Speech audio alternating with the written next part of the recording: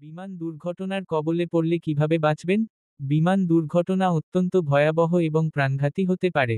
তবে সঠিক সচেতনতা, প্রস্তুতি এবং কিছু কার্যকর পদক্ষেপ অনেক ক্ষেত্রেই জীবন বাঁচাতে সহায়ক হতে পারে।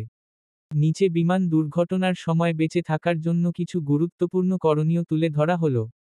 ১. বিমানে ওঠার আগেই সিটের নিরাপত্তা নির্দেশিকা মনোযোগ দিয়ে শুনুন।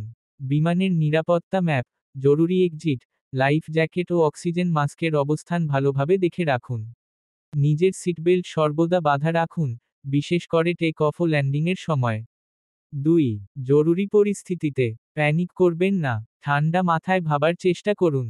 বিমানের ক্রুদের নির্দেশনা মেনে চলুন। ধোঁয়া বা আগুন থাকলে নাক মুখ ঢেকে নিচু হয়ে চলুন। ৩. সিট নির্বাচনেও জরুরি নির্গমন পথের কাছে সিট নিলে দ্রুত বের হওয়া সম্ভব। গবেষণায় দেখা গেছে, বিমানের পিছনের দিকে বেঁচে থাকার সম্ভাবনা তুলনামূলক বেশি হতে পারে। ৪. ক্র্যাশ ল্যান্ডিংয়ের সময় ব্রেস পজিশন নিন, মাথা নিচু করে হাত দিয়ে মাথা ও ঘাড় ঢেকে রাখুন। সিটবেল্ট ভালো করে বাঁধুন। ৫.